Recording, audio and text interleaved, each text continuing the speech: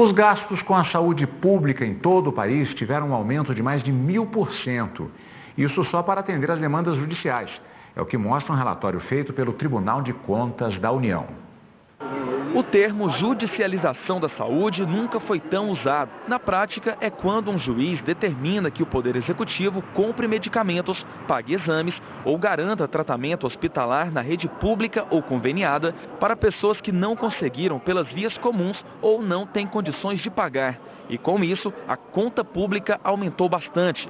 É o que mostrou um relatório do Tribunal de Contas da União ao analisar os gastos com saúde dos governos estaduais, municipais e da União. De acordo com os números, em 2008, foram gastos 70 milhões para atender a demanda de ações judiciais. Em 2015, esses gastos passaram para R$ 1 bilhão, aumento de 1.300% em 7 anos.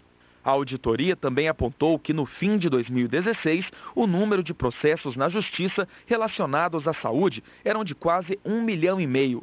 Desses, 31,7% contra planos de saúde, 23,2% solicitando medicamentos do SUS e 7,3% em busca de tratamento hospitalar. Apesar do aumento nas solicitações e gastos, nem sempre a demanda via judicial é atendida a tempo. Muitos pacientes morrem antes do surgimento da vaga.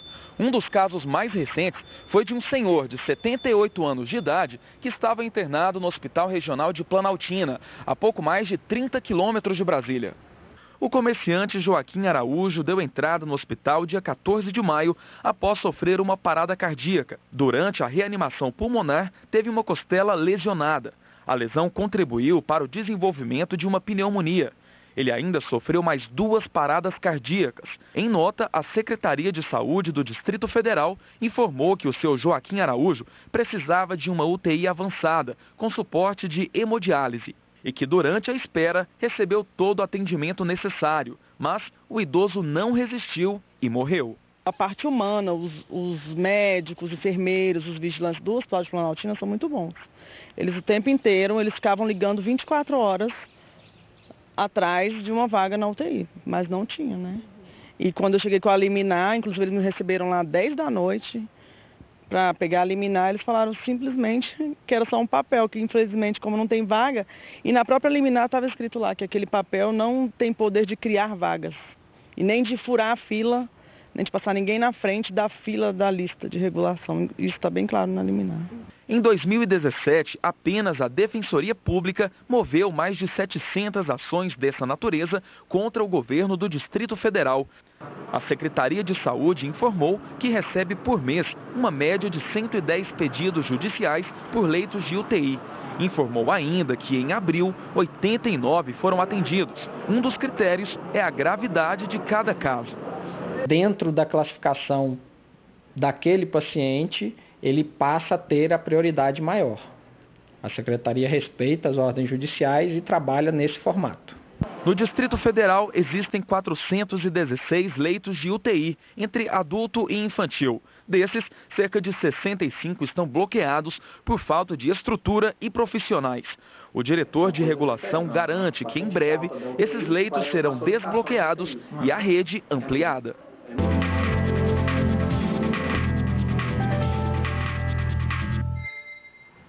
Para falar mais sobre o assunto, recebemos aqui nos estúdios da TV Justiça o advogado especialista em Direito à Saúde, Dr. Samuel Marçal. Muito obrigado, antes de mais nada, pela participação, doutor.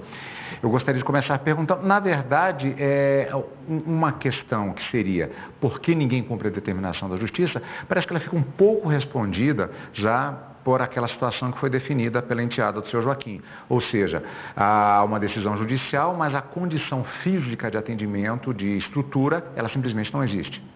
O que nós vemos é um descumprimento a partir do momento constitucional. A Constituição diz que é um direito do cidadão e é um dever do Estado a saúde, né?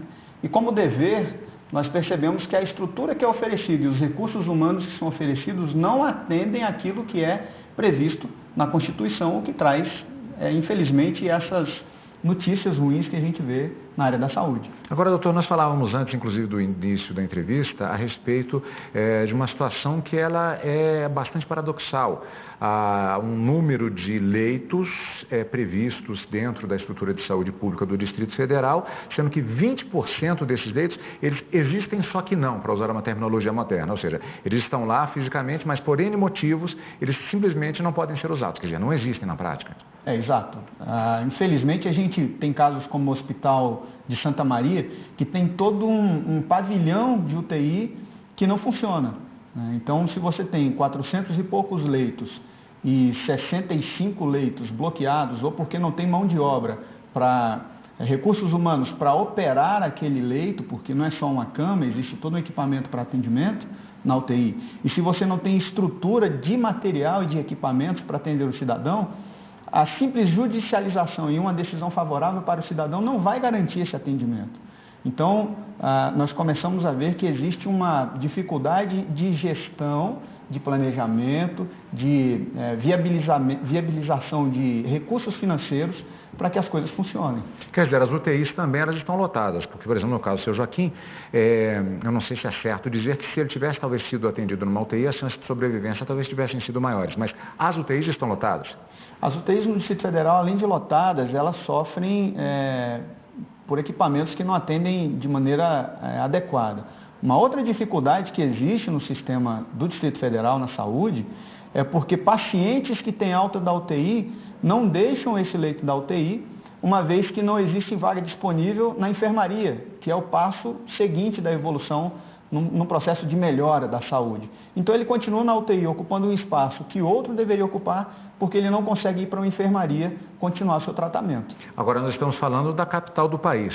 No restante do país a situação é semelhante a praticamente um microcosmo, quando não raro, pior. Infelizmente é o que a gente percebe que é uma situação endêmica. No Brasil a gente o tempo inteiro ouvindo isso e o tempo inteiro ouvindo que o novo secretário ou o novo responsável pela gestão da saúde vai dar uma nova saída. E, como advogados, a gente no dia a dia percebe que isso não acontece. Essa situação de não cumprimento das decisões judiciais, como nós vimos na matéria, isso tem aumentado significativamente, tem sido, basicamente, como disse a enteada do seu Joaquim na matéria, é apenas um papel? É isso que tem acontecido em muitos casos? O aumento da judicialização se deve também ao fato do cidadão estar melhor informado. Então, como essa informação chega ao cidadão, ele faz uso dela. E o judiciário está disponível para atendê-lo porque é um direito garantido constitucionalmente. A partir do momento que ele tem validado esse direito e que ele pode fazer uso dele, infelizmente, ele entra numa fila e, infelizmente, ele não encontra o ambiente que permita a ele ter essa demanda atendida, a sua família ter a sua demanda atendida. Ainda que ele vá procurar com essa autorização ou essa liminar um hospital particular, a rede particular não tem leitos o suficientes para atender a toda a demanda que vem do sistema de saúde. Doutor, infelizmente acho que vamos ter que voltar a esse tema, inclusive por essa situação também da rede particular, que também já está defasada exatamente por essa questão de demanda, e vamos continuar acompanhando para ver na expectativa sempre que um dia essa situação melhore. Muito obrigado pela participação. Obrigado, à disposição.